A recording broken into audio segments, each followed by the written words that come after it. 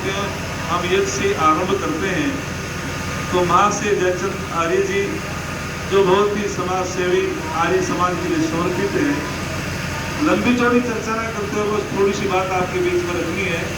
ये यहाँ बैठ के बना दो, यहाँ जाओ, इसे यूट्यूब पे डालना, ठीक बना दो, ऐसा ना हमें कभी मैं भी ऐसी होता रहूँ ऐसा ना, ठीक बना दो। और हमारे मैनपाल आर्य जी जो बड़े आर्य समाज के लिए समर्पित हैं, और हमारे बीच में पप्पू ठेकेदार जो सहबाजपुर से आर्य समाज से बहुत ही इनका परिवार आर्य समाज से जुड़ा हुआ है, हमारे तुलाराम भगत जी और विजय सिंह पथिक कवि जी, सभी आर्य बंधुओं और जो लगन वागदान संस्कार का सामान लेकर के अतिथि गण आए हैं, आप सभी का हम स्वागत करते हैं।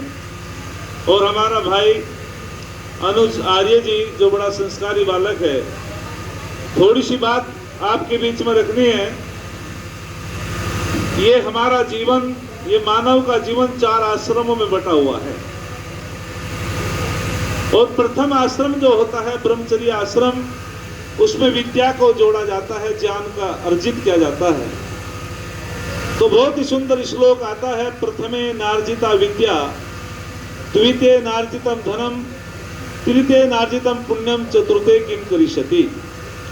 तो यहाँ बताया गया है कि 4 आश्रमों में प्रथम आश्रम जो है वो ब्रह्मचर्य आश्रम है, और ब्रह्मचर्य 2 शब्दों से मिलकर के बना है, अर्थात ब्रह्म कहते हैं जो अपने क्षेत्र में बड़ा होता है, याद रखना, ब्रह्म कहते हैं जो अपने क्षेत्र में बड़ा होता है, सबसे जो बड़ा है परमपिता परमात्मा ईश्वर को भी ब्रह्म कहा है, शरीर के अंदर जीव आत्मा है उसको भी ब्रह्म कहा है, और जितने भी ज्ञान है सारे ज्ञानों में ज्ञान, वेद का ज्ञान बड़ा है तो वेद को भी ब्रह्म कहा है, अन्न भी प्राण है और प्राण को भी, अन्न को भी ब्रह्म कहा है। चर कहते हैं उपार्जन करना, रक्षण करना, अध्ययन करना, अर्थात कौन है ब्रह्मचारी, जो ब्रह्म मुहूर्त में उठकर के ब्रह्म की उपासना करता है। किसे कहते हैं ब्रह्मचारी, जो वेद का अध्ययन करता है, अपने आचार्य के सानिध्य में बैठ करके ज्ञान का उपार्जन करता है और शक्ति का रक्षण करता है, ऐसा ब्रह्मचारी।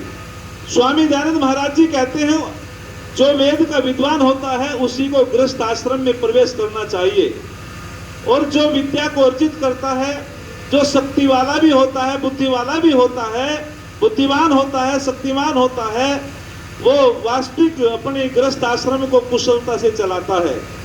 ऐसे सारे गुण भ्राता जी के अंदर ओतप्रोत हैं। आर्य समाज के परिवार से जो बालक होता है उसके अंदर तो ये संस्कार होते हैं। तो मैं अधिक ना बोलते हुए, गृहस्थ आश्रम जो होता है वो जो श्रेष्ठ आश्रम होता है। ऋषि दयानंद महाराज जी सत्यार्थ प्रकाश में लिखते हैं, जैसे समस्त नदी नाले समुद्र में समाहित हो जाते हैं, ठीक उसी प्रकार से सारे आश्रम गृहस्थ आश्रम पे टिके हुए हैं ठेकेदार जी। और जिसका गृहस्थ आश्रम के सुधार से सबका सुधार है। याद रखना, जो गृहस्थ आश्रम जिसका कुशल होता है, गृहस्थ आश्रम से ही सन्यासी निकलता है, गृहस्थ आश्रम से ही विद्वान निकलता है, तो गृहस्थ आश्रम ज्येष्ठ और श्रेष्ठ आश्रम है। मम पुत्रो शत्रुघ्नो दुहिता विराट है। वेद में प्रार्थना करती है नारी, हे परमपिता परमात्मा, यदि मेरे पुत्र उत्पन्न हो तो वह शत्रु का हनन करने वाला हो, वो वीर हो। वीर भोग क्या वसुंधरा, इस वसुंधरा का वीर ही भोग करते हैं। और यदि पुत्री उत्पन्न हो तो वो विराट स्वरूपा हो, चरित्रवान हो, कुल का नाम रोशन करने वाली हो। मैं जोरदार आपसे निवेदन करूंगा, जोरदार ताली से आपको स्वागत करना है। मेरी बहन विनीता शास्त्री जो बहुत ही विदुषी है, बड़े गंभीर है। अरे सच तो यह है, नारी की महिमा दुनिया जानने पाई है।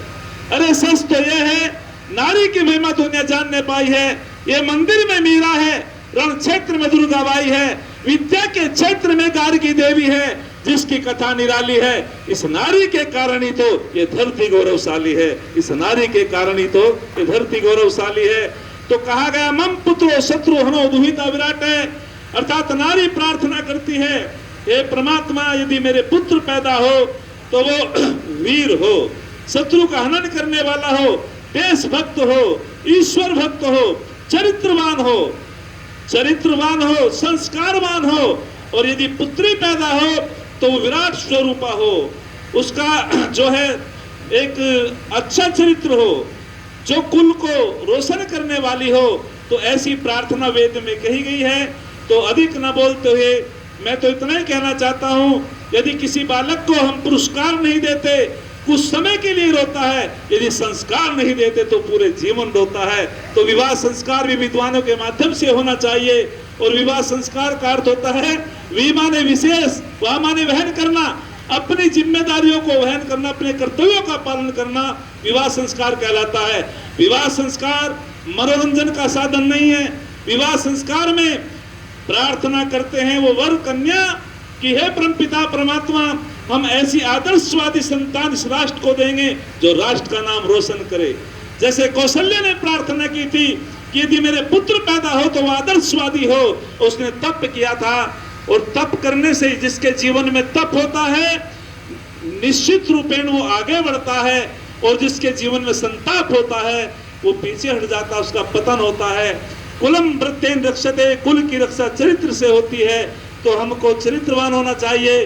किसी ने कहा था यदि सूर्य के अंदर प्रकाश न हो, सूर्य का कोई महत्व नहीं, चंद्रमा के अंदर प्रकाश न हो, चंद्रमा का कोई महत्व नहीं, दीपक के अंदर तेल ना हो, दीपक का कोई महत्व नहीं, और फूलों के अंदर सुगंधि ना हो, फूलों का कोई महत्व नहीं, कुओं के अंदर जल ना हो, कुओं का कोई महत्व नहीं। यदि मनुष्य के अंदर संस्कार ना हो तो मनुष्य का कोई महत्व नहीं, मनुष्य का कोई महत्व नहीं। तो मनुष्य वो संस्कारों से ही है। तो हम सभी एक छंद कह करके अपनी वाणी को विराम देंगे। कल इस बालक का विवाह संस्कार है और विद्वानों के माध्यम से वो संस्कार संपन्न होगा। तो निश्चित रूपेण ये हमारा जो चक्कन वाला गांव में महाशय जयचंद जी का नाम बहुत दूर दूर तक है, बड़े समाज सेवी व्यक्ति हैं। उनके बेटे पुत्र उसे ही कहते हैं जो अपने पिता के व्रत को पूर्ण बढ़ा देता हो, पूर्ण करा देता हो, और वही ग्रस्त सुखद होता है, कुशल होता है, जो अपने पिता की आज्ञाओं का पालन करने वाला पुत्र हो, अपनी माँ के मन के अनुकूल चलने वाला हो, और वो जो पत्नी अपने पति से मीठा बोलती हो, निश्चित रूपेण वो गृहस्थी अच्छी होती है, वहाँ सुख आनंद की वर्षा होती है। तो हम अधिक ना बोलते हुए आपकी बीच में थोड़े से ये शब्द रखे, एक छंद बोल करके मैं अपनी वाणी को विराम देता हूँ। किसी ने बहुत सुंदर लिखा है, जिसको मेहनत से बहाना पसीना आता है, फटा आंचल दुखी दुर्बल का सीना आता है, चाहता है औरों के जीने में अपना जीना, सच तो यही है लोगों दुनिया में उसी को जीना आता है, सच तो यही है लोगों दुनिया में उसी को जीना आता है।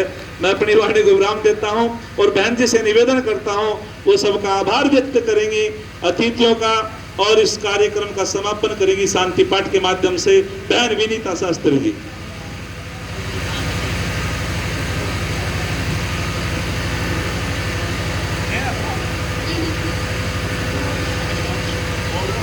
ओम विश्वानि देव सवितर्दुरितानि परासुव, यद्भद्रं तन्न आसुव।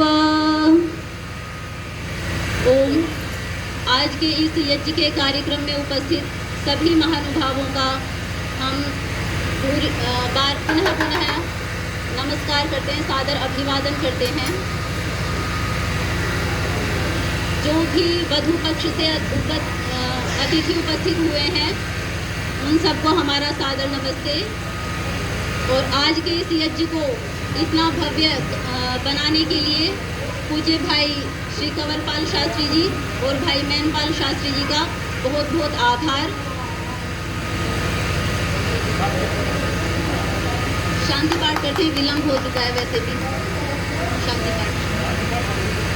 ओम यहु शांतिरंतरिक्षं शांतिः पृथिवी शांतिरापः शांतिरोषधयः शान्ति वनस्पतयः शान्तिर्विश्वे देवाः शान्तिर्ब्रह्म शान्तिः सर्वं शान्तिरेव शान्तिः